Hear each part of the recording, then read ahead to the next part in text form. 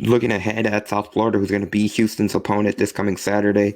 Once again, that's going to be an 11 a.m. kickoff. The homecoming game for the Houston Cougars at TDCU Stadium. But entering this game, South Florida, when you look at the record, it doesn't stand out. They're 0-3 in conference. They're 1-6 overall. But head coach Dana Holgorsen and Doug Belk, both of them kind of were along the line said throw that schedule or that record out the window because they have played opponents much tougher than their schedule would indicate or than their record would indicate, and they've been kind of snaked a little bit when it comes to their circumstances. In particular, Doug Belk mentioned how they've been battling through injuries, especially now that they're going to be without their starting quarterback. They lost him a couple weeks ago. They had to battle Hurricane Ian in the Tampa area that affected them just a couple of weeks ago. And then now they've had to deal with a tough schedule because they played.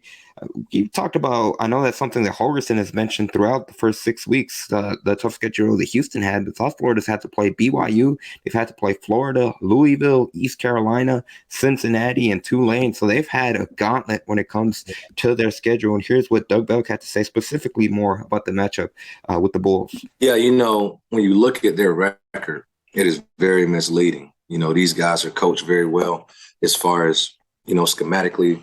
They've had a lot of guys in and out of the lineup and battled injuries and had to overcome a lot of things with the hurricane and had a very difficult schedule up to this point. But the talent is there. It's what you think of when you think of, Florida speed and the talent that they have on the perimeter. They have two elite receivers and a couple guys who are right there behind them as far as talented. So they have 4 or 5 guys on the perimeter to really dynamic and can change the game at any minute. And they have some home run hitters. And then, we talked a lot about their starting running back, 21, 2 kickoff returns for touchdowns against us last year, as well as a rushing touchdown. He's one of the most dynamic guys at his position in the country and one of the top players in our conference as far as all-purpose yards on a weekly basis. So a lot of electric guys there. And, with Bohannon, it could have been the most explosive, capable offense that we played. Morris has played, the guy that we expect to start, 6'5", 230, dual threat guy, strong arm, does a lot of things well. So it'll be interested to see how they use him. But overall, 4 returning starters on the offensive line. They had 5 returners. The left tackle has not played in a couple games, so don't know what his status is. So they have experience, they have explosive capabilities, and guys who can change the game with their athleticism. And schematically, those guys do a really good job as well. A lot of shifts, a lot of motions, a lot of different formations to get their playmakers in position to make plays. So the challenge is going to be great for us and a new week, but the same goal. So we have to do a really good job in preparation and having an urgency. Early game, get out there, get going, and do whatever we need to do to come away with a victory. So there you heard Doug Belk talk about that matchup specifically, and just a lot of the challenges that USF poses and will pose for Houston this upcoming Saturday. And you heard Belk kind of touch on it a little bit when it comes to special teams and the running back that gave Houston a lot of problems. He referred to him as number 21. He was talking about Brian. I'm going to butcher his last name, Brian Batty, I believe is what his last name is. But he mentioned it right there. He had 2 kickoff return touchdowns a season ago. He had a rushing touchdown against Houston. That's something that Dana Holgorsen himself mentioned during his availability, that there's going to be an emphasis on special teams, in particular kickoff coverage. It was something that he was not happy with this past game against Navy, and it's going to be something that's going to be a point of emphasis, is what Holgorsen said heading into this matchup with USF. Yeah, and it should be. And one thing that stuck out to me that Doug talked about was that Florida speed. One thing about Florida and Texas are probably, in my opinion, the top 2 beds as far as talents for football. California is making some noise of recent, also Georgia. But one thing, you think Florida, you think speed. And you just mentioned their running back, number 21. He has electric speed, and along with some of the other skill positions. So they're going to have some explosion or athletes with explosiveness that can make plays. And so like they both talked about, you can't allow a record to kind of determine how you come into a game, in which I don't expect Houston them to do that. I expect for them to come in with a sense of urgency like they've been these last couple of weeks, to come in and kind of take care of business. And I think they came into the season with hype. Now, Jay's kind of talked about it in his availability this week, was kind of not dumbing down the expectation, but realizing where they are right now and kind of fighting to prove that they're the team that they know they can be. And I think that continues this week against South Florida. Absolutely, and something that we're going to touch on in our next segment. You just referenced Chase Rogers, but the thing that we're going to hear in a bit, but really the emphasis for Houston and the defense was that communication, being able to have everyone be on the same page and understand that, like you mentioned, their goals are still ahead of them, which was to come in here and win the American Athletic Conference. And that's something that they're at a point really where they can't take any opponent lightly, because especially where they are right now, they're kind of in every game is a must-win game. They can't afford to lose one game, especially now with, they've already lost to Tulane. They're not going to see Cincinnati this season, at least in the regular season. So if they want to get to that American Athletic Conference championship game, it's going to be something that they're going to have to clean up and really go win.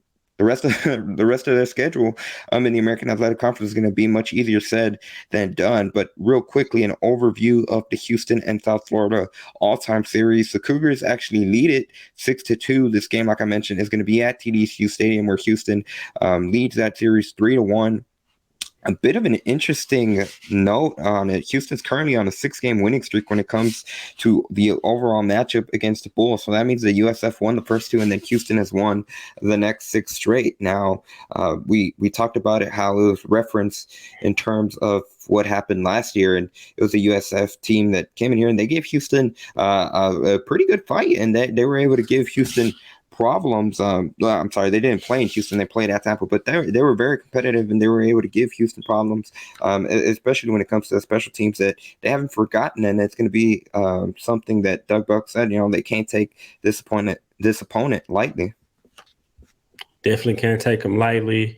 And one thing, not only do you have to win out in this age of college football where it is right now, you got to have style points. I mean, you don't know how this season is going to shake out from other teams, and it might come into account like, how did you look against teams that you beat? Did you dominate them? Did you score X amount of points? How much did you beat them by? And so I know the first step is to win the game and take care of business, but you also have to keep in mind how they do it. They looked really good against Navy this week, and I think against a team with the record that they have, there are going to be expectations to look really good against this South Florida team, and so I think they can do it.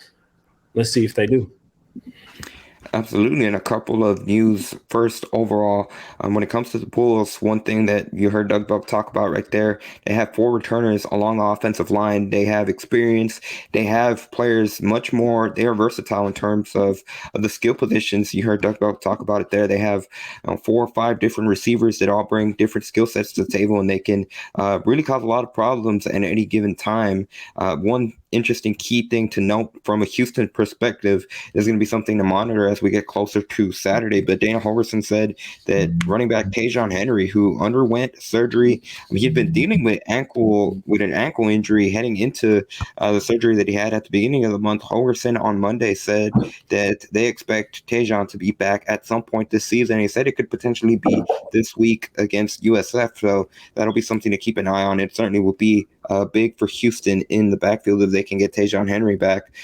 Even though Stacey Sneed is coming off his best performance of the season, he was able to put up 100 rushing yards. But it's kind of seemed like the running backs group it's been kind of running back by committee, where one game we've had Brandon Campbell come in and he had a big game for Houston. Another, it was Tajon Henry, and this past week against Navy, it was Stacey Sneed. So that's going to be something to keep an eye on right there. Dan, before we kind of segue into our next segment, what is there going to be one key or something, one area in particular you're going to be looking at from a Houston perspective when they take on USF? I think getting out to a good start. One thing they did against Navy finally was getting out to a good start. And I think that bodes well for not only the offense, but the team overall, the defense as well, and just the morale, the energy on the sideline, the coaching staff. I think everybody kind of settles in well, in my opinion, when they get off to a good start, whether it's offense or defense. So I think that's the key for me, is whether you're on defense or offense first, get off to a good start.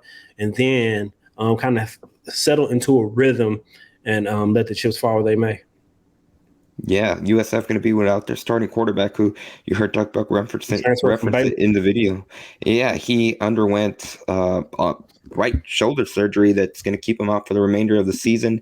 The quarterback that they're expecting to take his place, Travis Marsh, who they saw last season, and I mean he had a pretty decent game this past their last game against Tulane, where he threw for 150 yards. He threw 2 touchdowns, no picks, but it was against a Tulane team that USF couldn't keep up with. So he's going to be someone to keep an eye on. Importantly, with Doug Buck said, he's a dual threat quarterback that has an arm, so that's going to pose a challenge, and he can pose a challenge at any given moment. But